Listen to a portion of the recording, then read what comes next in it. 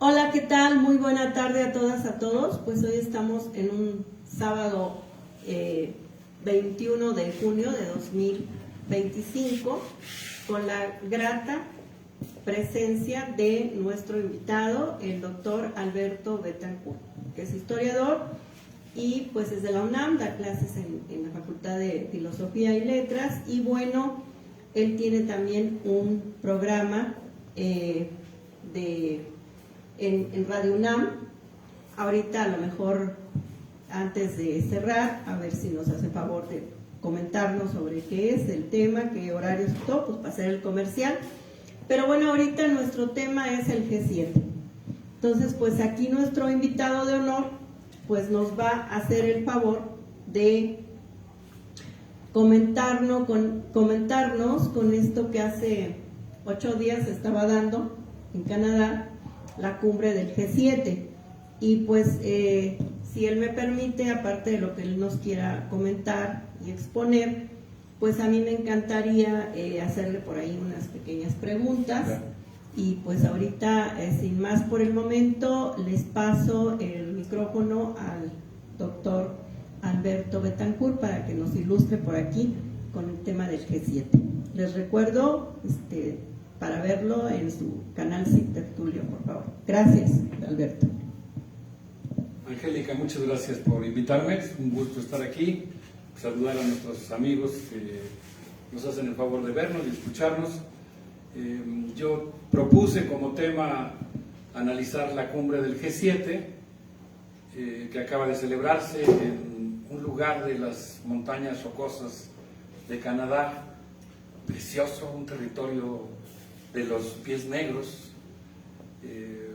poblado desde antes de que llegaran ahí los ingleses, los franceses o los españoles, como se puede ver en las vistas que tuvimos oportunidad de apreciar en la televisión, en esa foto de familia que se toman ahí los jefes de Estado. Es un lugar hermosísimo, precioso, en Alberta, Canadá.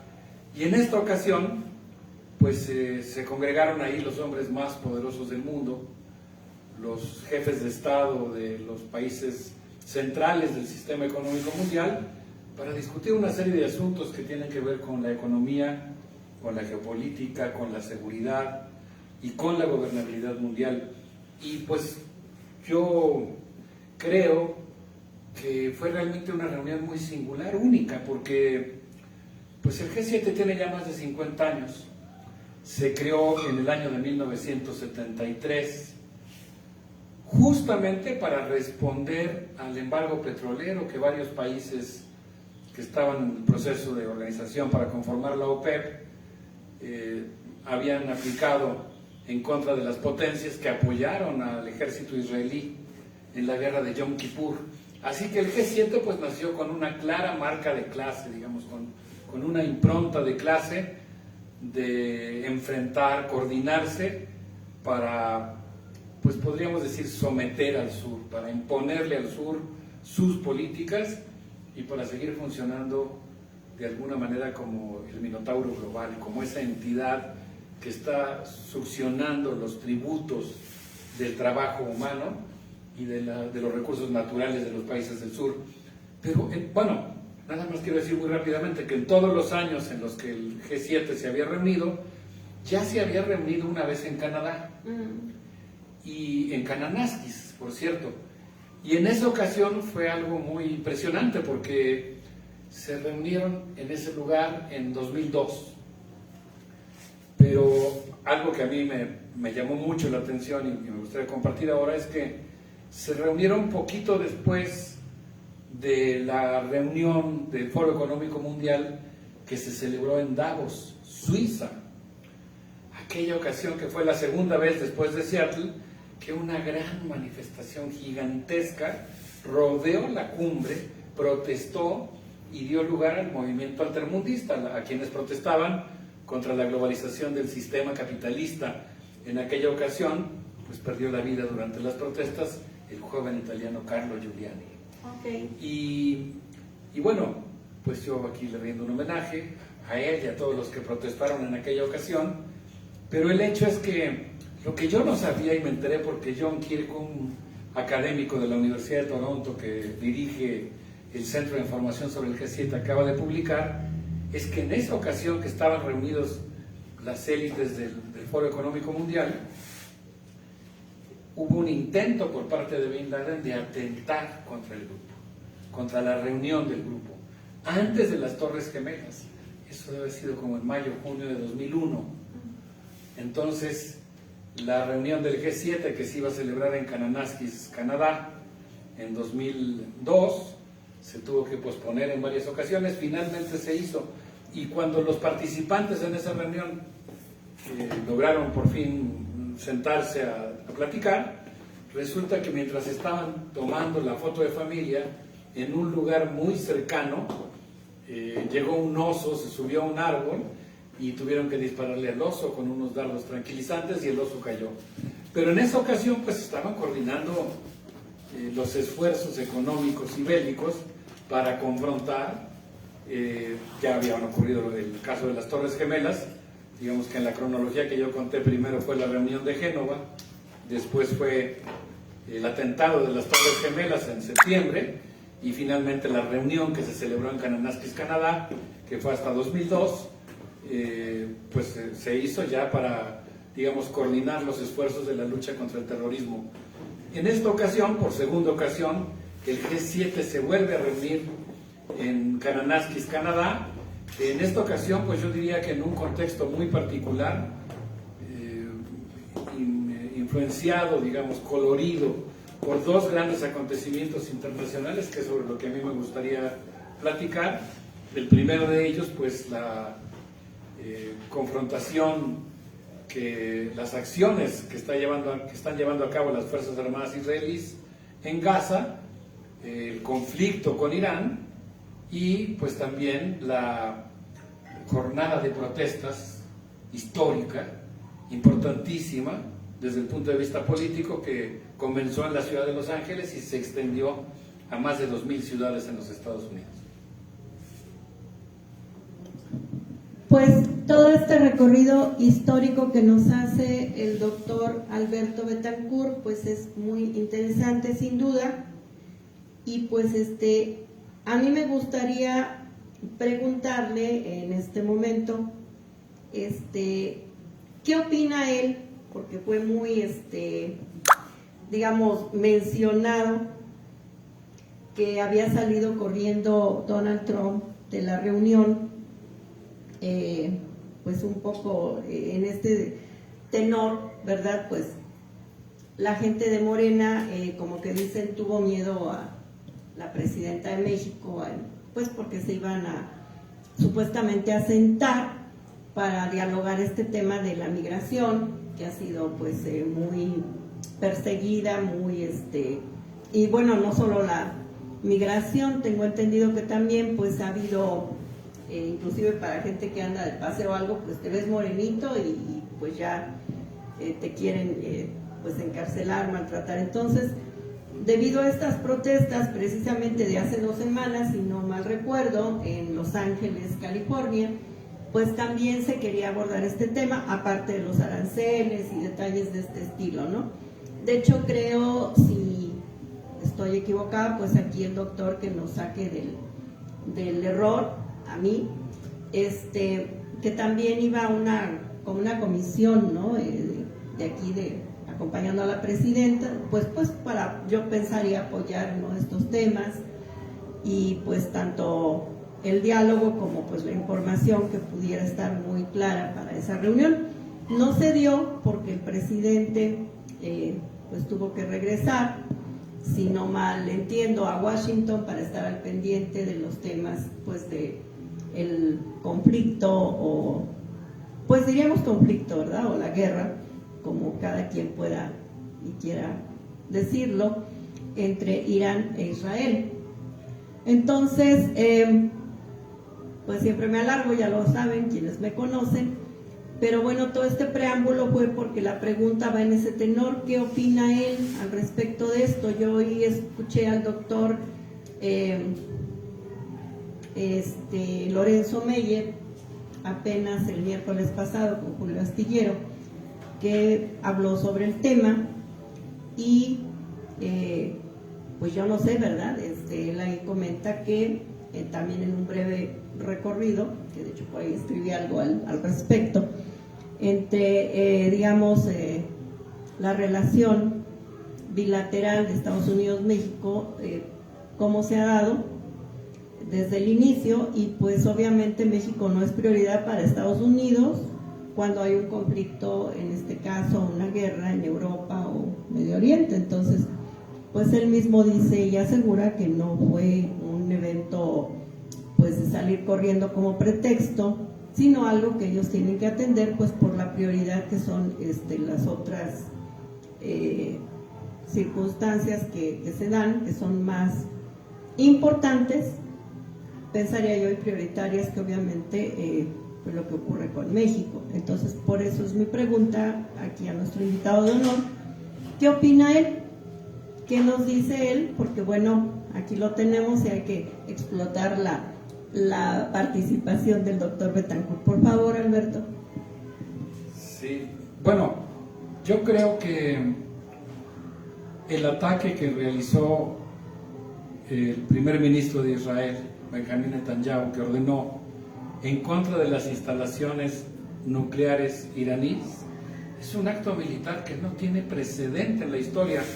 En la conferencia que él dio posterior al ataque, dijo que habían establecido como objetivos militares prioritarios el golpear las instalaciones nucleares del proyecto iraní, y particularmente pues aquellas que estaban en las que, según él, se estaba trabajando en la fabricación de un arma nuclear. Por cierto que ya Rossi, el presidente de la Asociación Internacional de Energía Atómica, dijo que no existe ningún indicio de que Irán esté fabricando un arma nuclear. Pero el hecho de que Israel haya golpeado las instalaciones nucleares es un acontecimiento verdaderamente extraordinario, porque no existe en la historia de la humanidad ningún antecedente de que un país que además es potencia nuclear haya golpeado las instalaciones nucleares de otro país, en un acto que, entre otras cosas, pues también implica un enorme riesgo de un accidente radioactivo que pudiera generar una gran cantidad de contaminación y una nube radioactiva que no pues va a respetar las fronteras, que puede cruzar las fronteras y que representa un peligro para toda la región. Lo segundo es que el propio Benjamín Netanyahu declaró que el objetivo había sido eliminar también una lista de científicos que, según él, participan en la elaboración del arma iraní. Este es otro hecho inédito, porque entonces estamos hablando de una fuerza militar que hace una lista de científicos y comienza a atacarlos. Y luego pues viene todavía, digamos, el agravante de que también, eso quizás sí es un poco más convencional, pero el tercer objetivo que mencionó el primer ministro israelí era golpear las plantas de producción de misiles. Entonces, pues si nosotros pensamos en esos tres objetivos, en esos tres elementos, a mí me extraña, bueno, no me extraña tanto, pero me parece que es digno de ser tomado en cuenta y es muy relevante el hecho de que la reunión del G7, que conoció previamente el ataque que iba a llevar Israel, nuevamente recurro a la información publicada por el Centro de Información de la Universidad de Toronto, él dice que prácticamente todos los integrantes del G7 fueron avisados por Israel de que se iba a realizar el ataque contra las instalaciones nucleares iraníes, y todos, salvo el primer ministro de Japón, respaldaron la acción. El primer ministro de Japón, por la propia historia de ese país, es un primer ministro conservador, pero por la historia que tiene Japón, casi que sigue estremeciéndose por lo ocurrido en Hiroshima y Nagasaki, y pues pese a ser un país que ha apoyado en muchos sentidos financieramente las guerras de Estados Unidos, por ejemplo la guerra en Irak, pues a pesar de eso el primer ministro japonés se opuso durante la cumbre del G7, pero el resto de los países pues estuvo de acuerdo con el ataque, no se dijo una sola palabra, cuando además pues hay que agregar el hecho de que Israel es una potencia nuclear. Entonces, cuando la declaración sobre el tema que pronuncia el G7 establece que están de acuerdo en que de ninguna manera se debe aceptar que Irán posea un arma de ese tipo, pues en realidad lo que están haciendo es establecer un monopolio nuclear por parte del ejército israelí en la región y violar flagrantemente el artículo 4 del Tratado de No Proliferación de Armas Nucleares, que claramente establece la obligación de los distintos países de llevar a cabo negociaciones para lograr un desarme nuclear total. Israel, por supuesto, no ha firmado ese tratado, no forma parte del tratado, pero los países que forman parte del G7 sí. Entonces, pues resulta francamente violatorio del tratado que ahora, en contra de lo firmado por sus poderes ejecutivos y por sus congresos, hayan pues dado un espaldarazo para que haya, digamos, un reconocimiento o una anuencia por parte del G7 respecto a los arsenales nucleares israelíes. Entonces, pues este es un hecho muy, muy grave y en ese sentido, pues es digno de llamar la atención pues que el G7 haya de alguna manera autorizado la barbarie del ataque que se infringió contra Teherán y contra otras ciudades iraníes. Y si quieres ahorita seguimos platicando del tema migratorio, que es muy relevante. Sí, pues sí, también me interesaría preguntar, antes de lo que él nos quiera comentar sobre esto de la migración. Me llamó la atención el doctor Lorenzo Meyer, es una persona bastante, diría yo, inclinada hacia la cuarta transformación, hacia el proceso, digamos, de gobierno, y comentó que pues México no es soberano, cuando, bueno, aparte del mismo presidente Obrador y la presidenta actual, pues dicen que pues existe la soberanía mexicana. Sobre todo creo que dejan ver que pues es a partir de que entró el presidente López Obrador, que puso un alto a los Estados Unidos. El doctor Lorenzo Meyer comenta que los países que no tienen instrumentos para defender su soberanía, pues no tienen soberanía.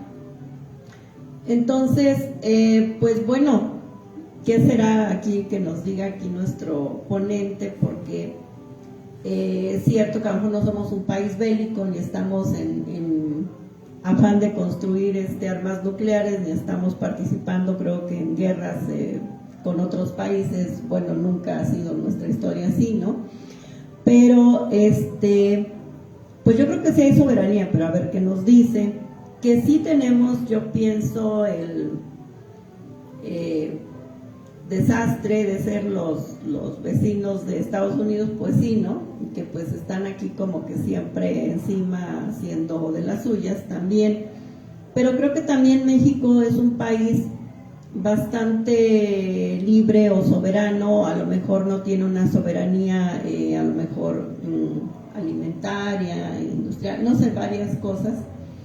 Pero pues hay muchos extranjeros, de hecho, digo, no solo del sur, ¿no?, sino de Europa, que vienen aquí precisamente porque aquí en México se puede hacer lo que quieran, ¿no? Construcciones, negocios, en fin.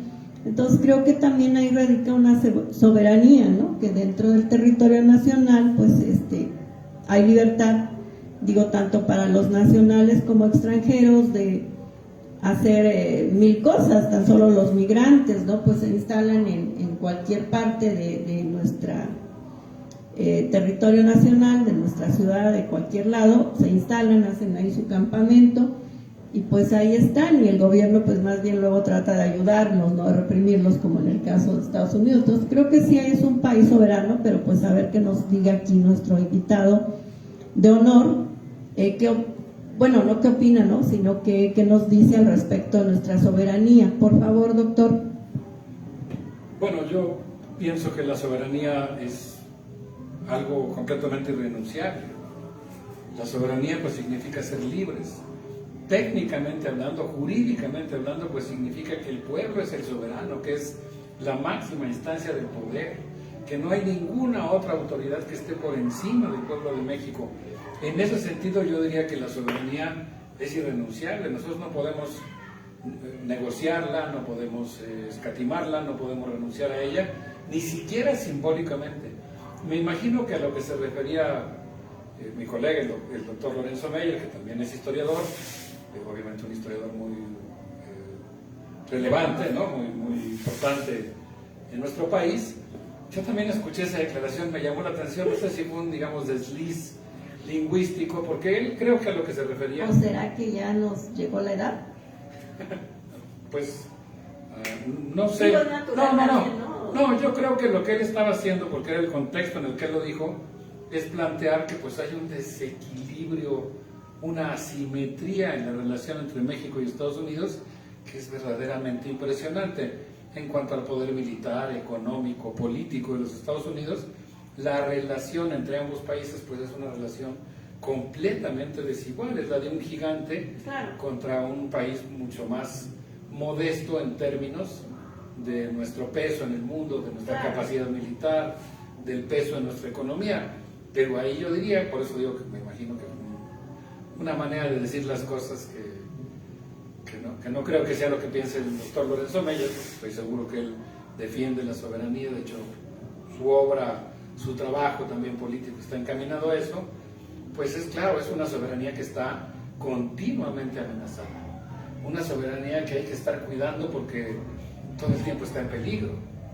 Y en ese sentido yo incluso lo que quisiera decir es que, bueno, primero, no podemos renunciar entonces a nuestra responsabilidad de hacer valer nuestra soberanía, nuestra voluntad y nuestra libertad.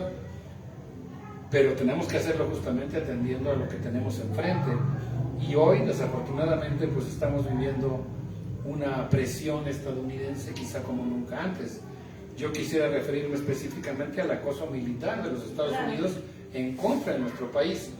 El hecho de que se hayan declarado casi 400 kilómetros de frontera como bases militares en los Estados Unidos, lo que se hizo fue aprobar una ley en la que el territorio de 3 bases militares en los Estados Unidos, en el papel, digamos, se extiende hasta la frontera con México.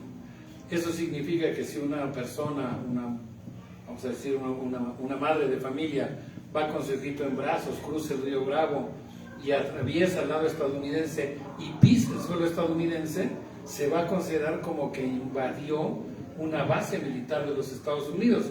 ¿Qué le pasaría a alguien si se mete a un cuartel militar en cualquier lugar del mundo? Es considerado como un invasor, es considerado como alguien que está atentando contra la seguridad de ese país. De tal manera que la medida dictada por Peter Hegseth, el secretario de Defensa de los Estados Unidos, pues es una medida verdaderamente atroz. Porque significa que ahora los migrantes serán considerados como intrusos en una zona militar, y entonces un marín o otra fuerza de la Armada de los Estados Unidos, entrenada para combatir con toda una serie de habilidades militares, va a tener los atributos jurídicos para detener a un migrante en territorio estadounidense. Y ese migrante puede ser condenado hasta 14 años de prisión.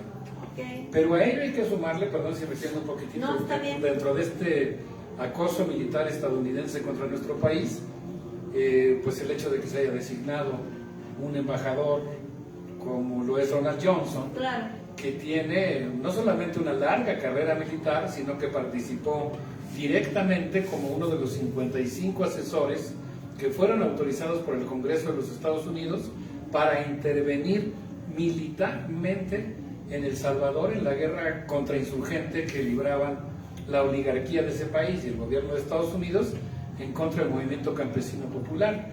Y fue el momento cuando entran estos 55 asesores en el que las ejecuciones y el asesinato contra civiles se incrementan de manera notable. Pues a la época en la que, por ejemplo, fueron asesinados Ignacio Yagurdia, que era rector de la Universidad Centroamericana, y 3 de las monjas que lo acompañaban.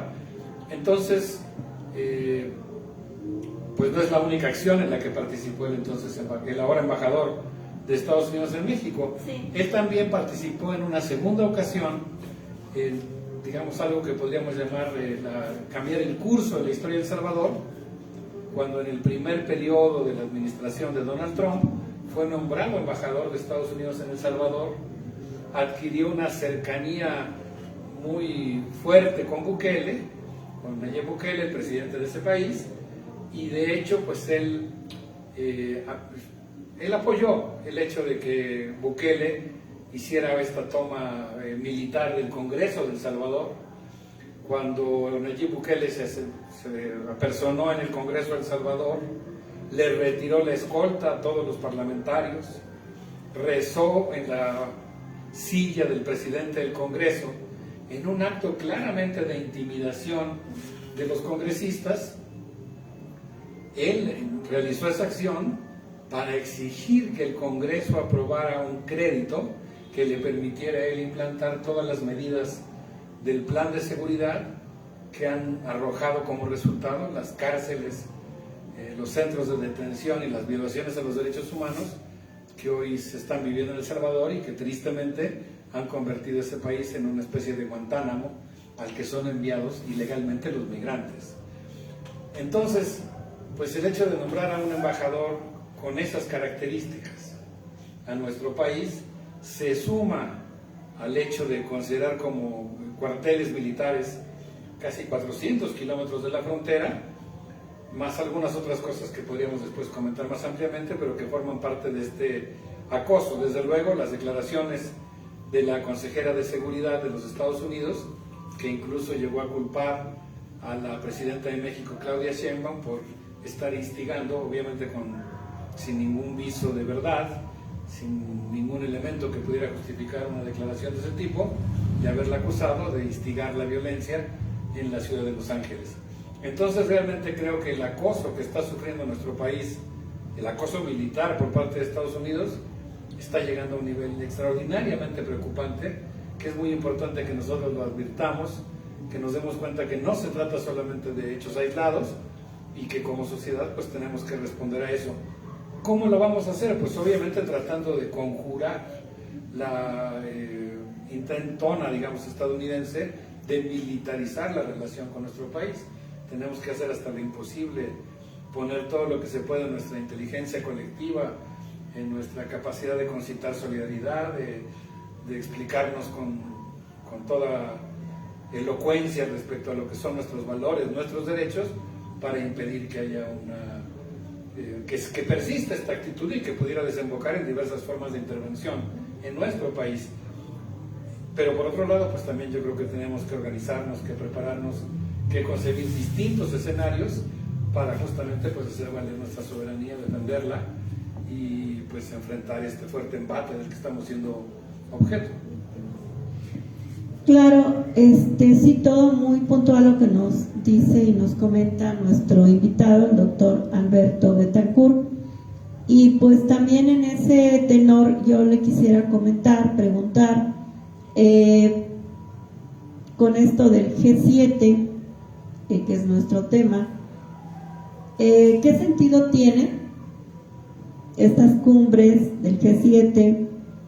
Actualmente, pues también recientemente vi ahí una nota ahí en una publicación que dice, ¿no? Bueno, alabando a la presidenta y esto, y pues ahora que también es invitada el 6 y 7 de julio a Brasil, a la cumbre de los BRICS, ¿no? Y así como que bueno, ¿qué sentido tienen estas cumbres de los mandatarios de los países? Bueno, los del G7 nos comenta, fueron avisados del ataque, ¿no? Y bueno, aunque no fueran avisados, de todas maneras, pues todo lo que pasa, ¿no? En el mundo, en este caso Palestina y demás. ¿Para qué se reúnen si finalmente no hay un favorecer, a lo mor un ponerse de acuerdo para beneficiar pues a los que son víctimas, o sea, es decir, darles salida, solución a esos problemas tan graves? ¿Qué sentido hay en estas cumbres, no? Bueno, yo creo que es lo económico, básicamente, pero pues bueno, esto de las guerras y los conflictos, pues son muertes, son vidas que no se reponen. ¿Cuál es el sentido? ¿A dónde van estos grupos? ¿Para qué se reúnen aparte de las fotos? Y de que, bueno, son los más importantes, ¿verdad?, los que acuden. Si finalmente los que son víctimas de, en este caso, y básicamente, pues, el imperio yanqui, ¿no?, Estados Unidos, que mete las narices, aunque sea detrás de otro poder, pues siguen haciendo lo que quieran. Entonces, ¿qué opina aquí o qué nos puede comentar nuestro invitado, el doctor Alberto Betancourt? ¿Para qué son estos acuerdos? Pues, ¿por qué no resuelven ahí, diríamos, en estas cumbres, en estas reuniones, los asuntos que creo que lo más importante pues sería la vida, ¿no?, de la gente? Por favor, doctor. Bueno, yo creo que los países del G7 se reúnen básicamente para coordinarse y pues realizar acciones que les permitan garantizar su hegemonía frente a los países del sur. Ahí establecen un canon de lo que ellos consideran que es la civilización, el progreso, el desarrollo, por supuesto de acuerdo a sus intereses económicos particulares, y luego pues intentan actuar coordinadamente para establecer un tipo de relación norte-sur en la que ellos resulten beneficiados, generen un discurso que trata de, digamos, hipnotizar al resto del mundo. En ese sentido, pues las reuniones del G7 son muy importantes, en primer lugar, pues para las personas, para los países del G7, para las élites económicas de esos países. En particular, por ejemplo, en esta reunión que se celebró en Kananaskis, Canadá, el primer ministro de Canadá, Mark Carney, tenía varios asuntos en la agenda que quería comentar. Uno de ellos, pues, era justamente el asunto de la organización de las cadenas productivas de los metales críticos. Como todos sabemos, las mineras canadienses son empresas transnacionales cuya historia, pues creo que casi todos los que nos están viendo conocen, de saqueo, de violación de las leyes laborales, de grandes impactos ambientales en el mundo, y les interesa seguirlo haciendo. Hay una situación que le preocupa particularmente a los países del G20. China produce alrededor del 84% de las tierras raras que existen en el mundo, que son indispensables para la producción de chips, para la inteligencia artificial, para toda una serie de funciones ligadas con, digamos, los instrumentos electrónicos, las baterías de automóviles. Y Canadá pues está aprovechando esta, digamos, escasez de tierras raras y de otros metales preciosos para pues impulsar una cierta coordinación para que las cadenas productivas que comienzan con la extracción de minerales sean consideradas como un asunto de seguridad nacional para los distintos países y como parte de la coordinación global de los países del G7 en su confrontación con China. De hecho, en esta reunión del G7 se dieron pasos muy importantes para convocar a una reunión que se realizará en el mes de septiembre en la ciudad de Chicago, que tiene como objeto coordinar los esfuerzos de estos países para la producción específicamente de metales críticos. Hay otros temas que le interesa al G7 impulsar, por ejemplo, el uso de la inteligencia artificial en asuntos que tienen que ver con la gobernabilidad. Todo un tema que es importantísimo, que tiene que ver con los procesos de automatización de la producción, y agregaría uno más, que es la digitalización de la economía y específicamente la digitalización de los servicios públicos de los países del sur. Entonces, obviamente, pues se trata, digamos, de un gran acuerdo para pues vender la tecnología digital de los países del G7 y establecerla como una prioridad para los países del sur. Entonces, claro, el G7 pues tiene sus intereses. Obviamente, pues siempre los asuntos que son importantes para ellos son presentados de un modo eufemístico. En esta ocasión, el primer ministro de Canadá había presentado 10 puntos en su agenda, logró sacar adelante 7, el presidente Donald Trump. A mí me impresiona la fuerza que tiene Estados Unidos en estas reuniones. Logró prácticamente descarrilar la cumbre, imponer 3 puntos que eran muy importantes para él: el tema de la criminalización de la migración, el tema de la lucha contra las drogas y el aumento del gasto militar. El primer ministro de Canadá, que durante su campaña electoral había dicho que se iba a confrontar con Trump, iba a protagonizar la guerra comercial entre Estados Unidos y Canadá.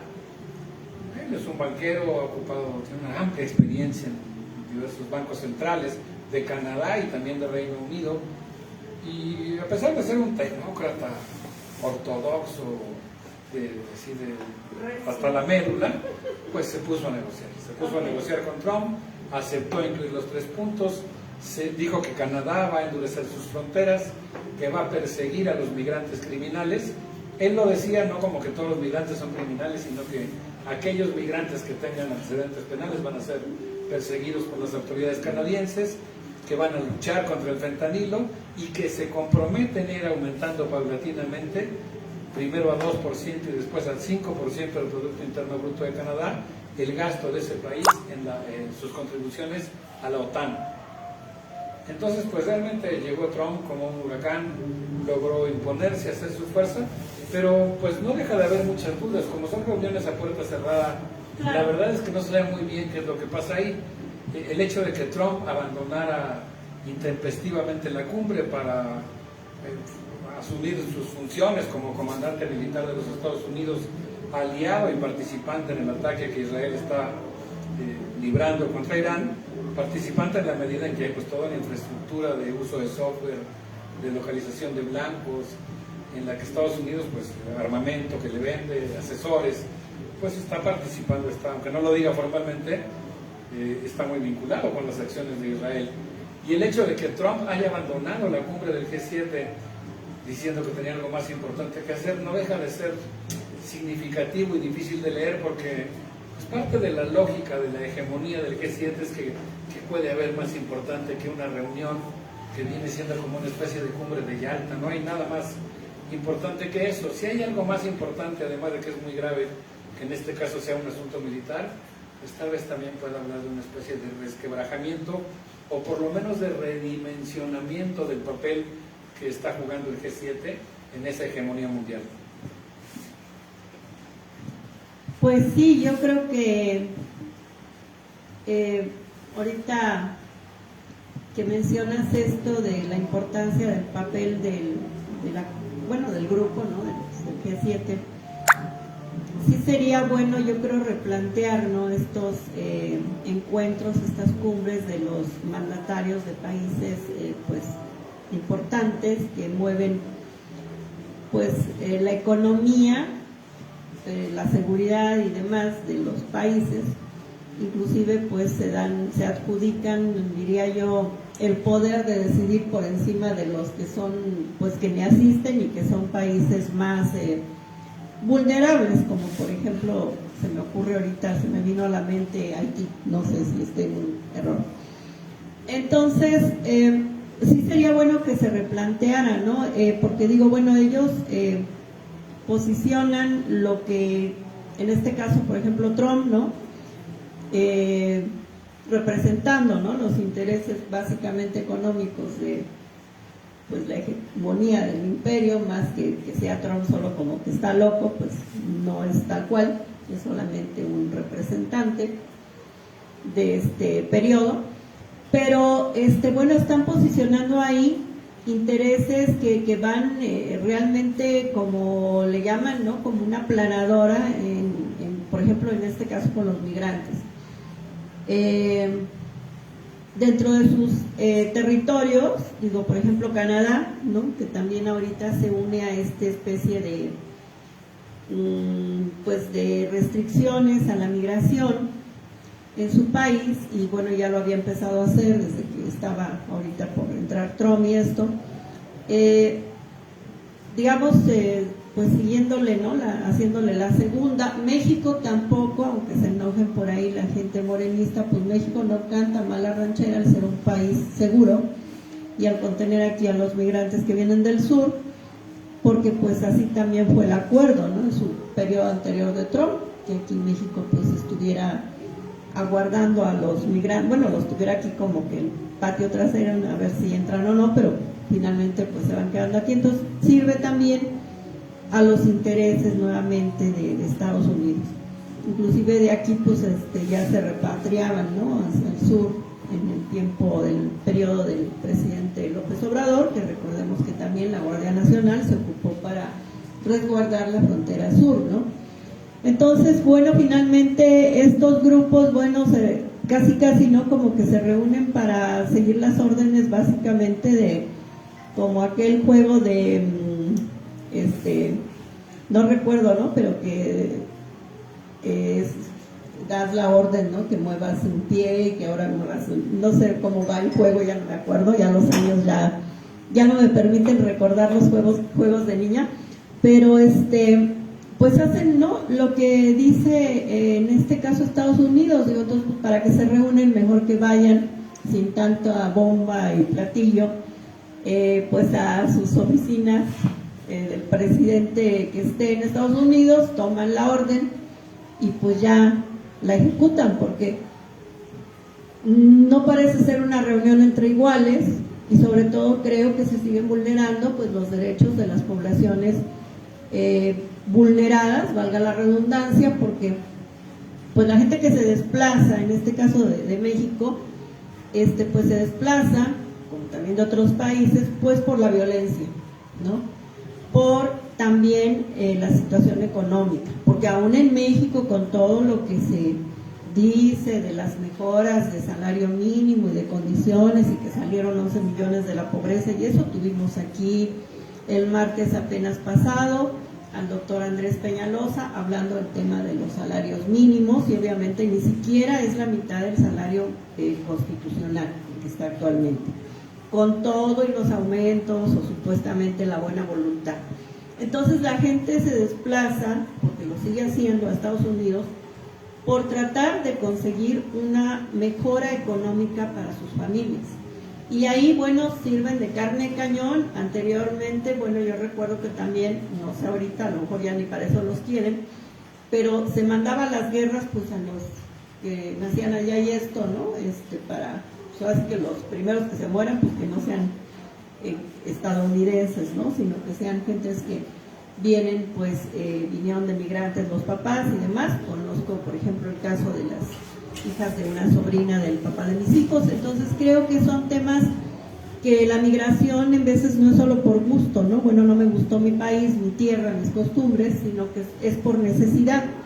Y finalmente son muy atacados, y el G20 pues sirve hasta para que vaya a imponer Trump ahí sus reglas en cuestión a la restricción a la entrada a su país, cuando finalmente son la base de la economía de Estados Unidos, pues la mano de obra barata de los migrantes, ¿no? Y volviendo al doctor Lorenzo Meyer, también él comentaba que pues las guerras, no la primera guerra, la segunda guerra, y pues se supone o se vislumbra que este conflicto también de por allá pues nos beneficia a los mexicanos, ¿no? Porque como un perro, ¿no?, cuando agarra algo, se me ocurre, no sé, algo que se les ocurra y que no debe agarrar, lo está lastimando, y le pones algo, a lo mejor un pedazo de carne, y lo suelta, pues para que se vaya detrás del otro objetivo, y pues así a nosotros nos vienen saliendo bien las guerras. Creo que es un comentario un poquito insensible, porque bueno, está muy mal que salgamos beneficiados mientras otros están matando por otro lado. Digo, no tenemos la culpa de aquello, pero también decir que pues nos viene bien la ganancia, pues está mal. Más bien sería que pudiéramos tener, creo yo, como sociedad, no solo culpa al gobierno, ¿no?, mejores participaciones, a lo mejor sociales, integrarnos mejor, o sea, no estar consumiendo tantas cosas que nos traen los en este caso Estados Unidos, no depender tanto, ¿no? Porque pues los acuerdos como ahorita el TEMEC y todo lo demás, pues es para que se siga dependiendo de ellos, no para ser autónomos. Por favor, doctor, ¿qué opinas? Bueno, yo creo que el G7 pues es una reunión con intereses muy particulares de un grupo muy reducido de países, pero que en esta ocasión el primer ministro de Canadá, por la propia necesidad, digamos, de que el G7 pueda bajar sus lineamientos, digamos, pueda tener mayor capacidad de implementar lo que acuerdan, y también pues para contrapesar la presencia de Donald Trump, invitó a otros países, a la India, a Brasil, a México, y yo creo que esa invitación fue muy importante porque ahí se pudo vislumbrar otra visión del mundo que logró colarse en la reunión. Específicamente respecto al tema de la migración, cuando Donald Trump se despidió intempestivamente de la cumbre, se dirigió al aeropuerto para viajar hacia Washington, D.C., aprovechó para hacer una última retahíla de comentarios insidiosos, de vituperaciones en contra de los migrantes, a los quienes dijo que estaban invadiendo su país y que eran en muchos casos criminales. Y yo creo que en contrapunto con lo que hizo Donald Trump, fue muy importante el hecho de que la presidenta de México, Claudia Sheinbaum, hablara de los migrantes como gente trabajadora, honesta, que hacen un esfuerzo, que aportan muchas cosas a la sociedad norteamericana. Y yo creo que específicamente la cumbre del G7 se desarrolló en un contexto en el que, si bien nos genera una enorme zozobra lo que está pasando en Gaza y en general en Medio Oriente con las agresiones de las Fuerzas Armadas israelíes, también yo diría que hubo algo que nos puede llenar de esperanza, y es el hecho de que la reunión se realizó en medio de estas jornadas de movilizaciones, o así inmediatamente después, aunque sigan en curso, de estas jornadas de movilizaciones que nacieron, digamos, o que saltaron cualitativamente en la ciudad de Los Ángeles. Yo creo que nosotros todavía no estamos en condiciones de valorar el enorme impacto que tienen esas movilizaciones y el hecho de que la gente en los barrios, en la ciudad de Los Ángeles, Nuestra Señora Reina de Los Ángeles, como se llama esa ciudad fundada por novohispanos, se haya organizado para estar denunciando cuando una patrulla de ICE estaba haciendo tareas de espionaje para detectar en qué puntos se reúnen los migrantes. Imaginemos lo que es que llegue un auto, como dice la canción de Rubén Blades, todo el mundo sabe que es policía, pero que lleguen de civiles supuestamente tratando de pasar desapercibidos y estén espiando afuera de una tienda Office Depot donde están los migrantes, esperando a ver si una persona que compró un closet y no lo sabe armar, los contrata para ir a trabajar como carpinteros, claro, o para ir a pintar sus casas, o que estén espiando para ver en qué escuelas hay mayor número de migrantes, ya sean legales o no. Y a mí me conmovió muchísimo el hecho de que la gente se organizara con comités de barrio en la ciudad de Los Ángeles para salir a detectar la presencia de los agentes de ICE y salir a denunciarlos. Fue tan importante el nivel de organización barrial y popular para detectar y salir con altavoces a denunciar ese coche que está ahí es de ICE, que se recurrió a esa medida, que fue blindar o tratar de proteger a los agentes de ICE con el envío de las tropas de la Guardia Nacional. Y luego pues vino la ofensa, que es algo que yo insisto que todavía no alcanzamos a valorar, el hecho de que el presidente de Estados Unidos haya emplazado tropas militares de su país en su propio país. Es decir, que haya desplegado tropas estadounidenses en la ciudad de Los Ángeles para perseguir a los migrantes. Y lo que eso significó. Lo que significó que, bueno, más que lo que significó, la respuesta que obtuvo por parte de la gente, que fue una movilización que concitó, que culminó, digamos, después de muchas movilizaciones, primero que la gente no retrocediera, no se arredrara ante la presencia de las tropas y siguiera con la movilización durante muchos días seguidos en las calles de Los Ángeles, incluso en toque de queda. Claro, porque el toque de queda en las noches. Y eso despertó a la sociedad estadounidense, provocó una reacción en la sociedad estadounidense que es quizá la más importante que ha habido para resistir a Donald Trump, y pues tiene un significado verdaderamente importante. Primero por su contenido, porque en realidad lo que ha estado ocurriendo durante este segundo periodo de Donald Trump es que él está invocando continuamente la necesidad de utilizar poderes extraordinarios por la crisis fronteriza, por la crisis del comercio, por la crisis del fentanilo, y en este caso por la crisis migratoria y por lo que él llamó, imaginemos lo que eso quiere decir, una insurrección. De tal manera que lo que está haciendo el presidente Donald Trump es estar todo el tiempo invocando atributos que le permiten utilizar poderes especiales.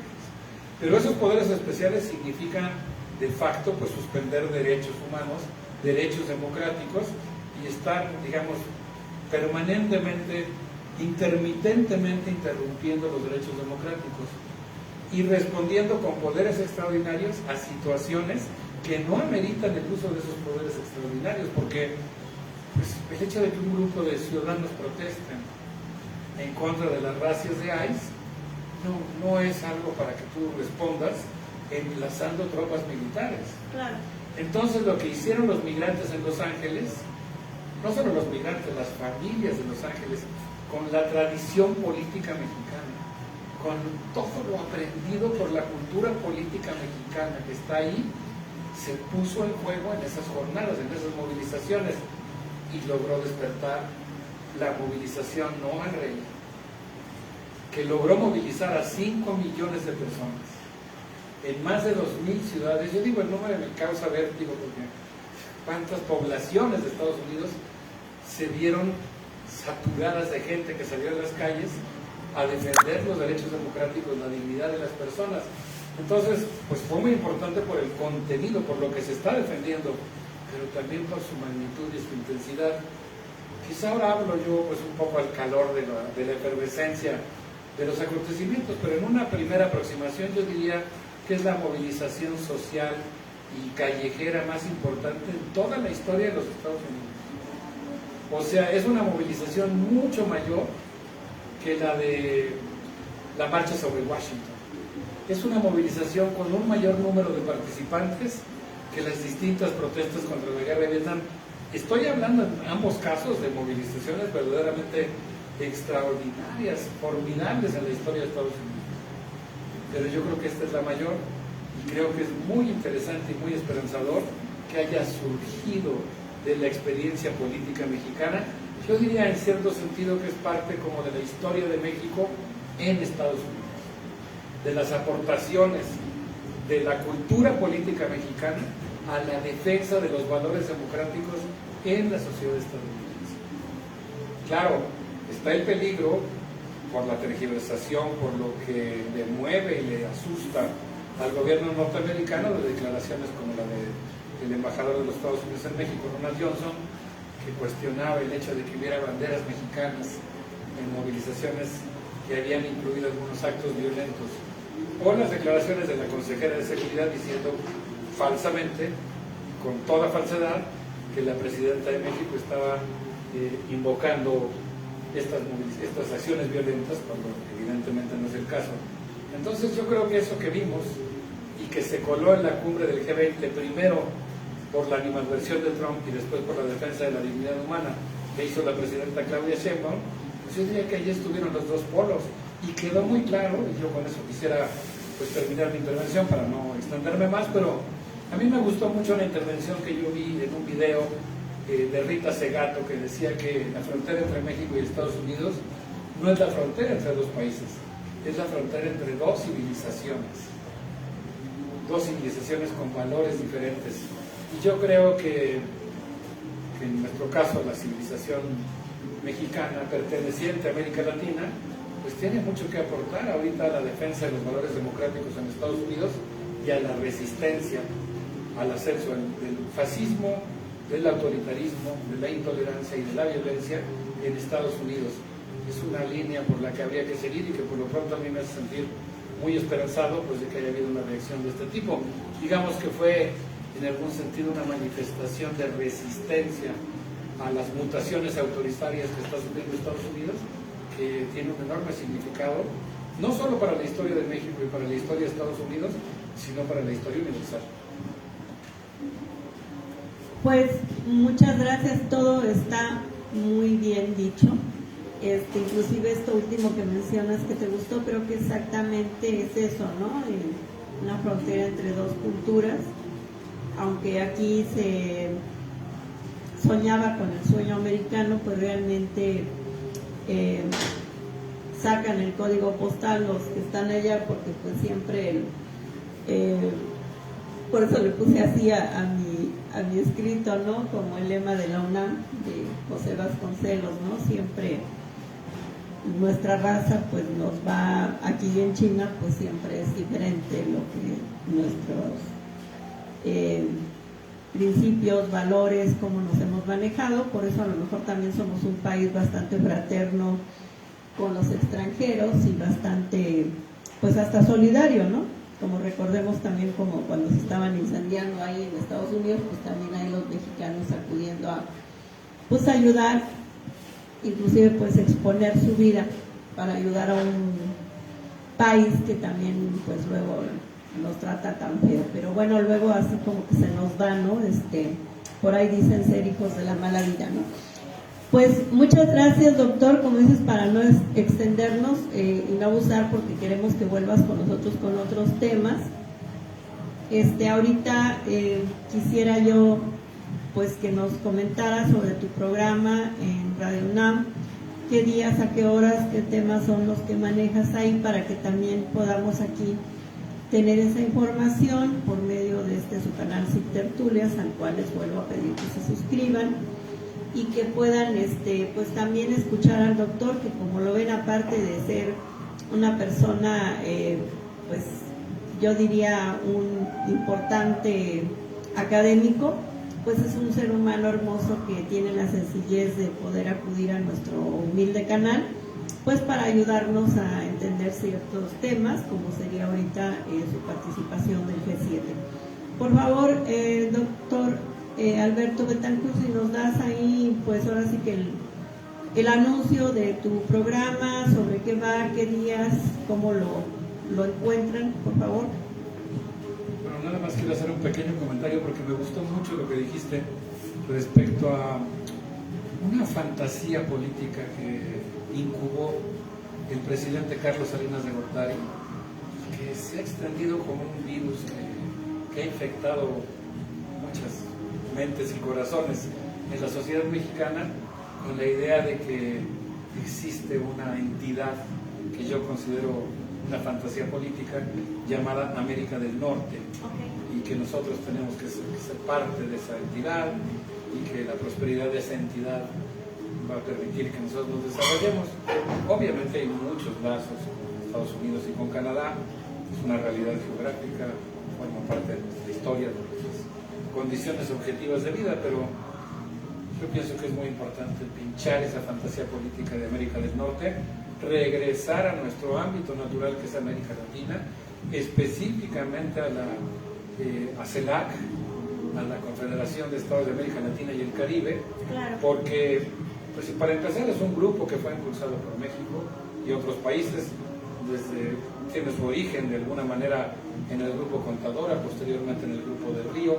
Es una entidad que se propone la independencia, la integración y la autonomía de América Latina, y desde luego pues el hecho de que juntos podamos reflexionar y luchar respecto a cómo queremos insertarnos en la economía global. Claro. Y en ese sentido pues creo que es importantísimo que CELAC sea nuestro ámbito natural, lo cual no quita que sigamos participando en otras o relacionándonos con otras instancias. Y en ese sentido, pues yo pienso que está muy bien que nosotros regresemos a sentirnos latinoamericanos, a asumir lo que somos, y desde ese lugar, claro, pues tratar de llevarnos bien con todos los pueblos del mundo, negociar nuestra participación en la historia universal, en la economía mundial.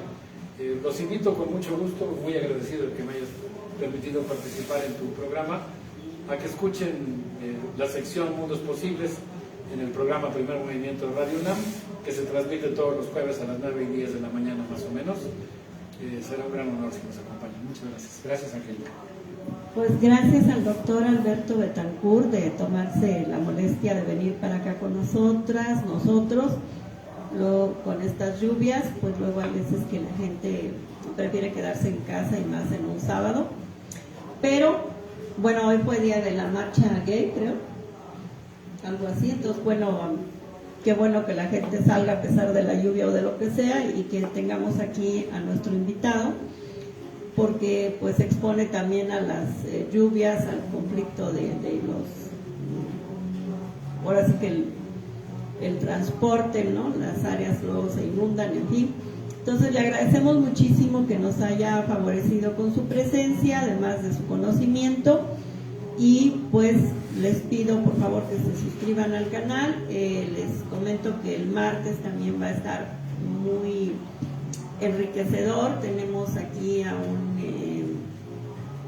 está haciendo su maestría, maestrante creo que se llama, todavía no concluye, en filosofía. Y bueno, queremos abordar estos temas también, pues creo que es importante porque nos ayuda también a luego ver que no, lo que pensamos, ¿verdad? No es solamente la neta del planeta, ¿verdad? Todos pensamos diferentes, y bueno, hay que tener en cuenta eso cuando tanto criticamos, atacamos y demás. Por eso Estados Unidos es tan maligno, porque pues creen que solamente ellos tienen derechos sobre los demás países del mundo. Pues les recuerdo, mi nombre es Angélica de la Cruz, y pues dejo aquí al doctor Alberto para que, aparte de que ya se despidió, nos haga favor de a lo mejor un pequeñísimo comentario o algo para que vaya yo pues cerrar el programa ahí.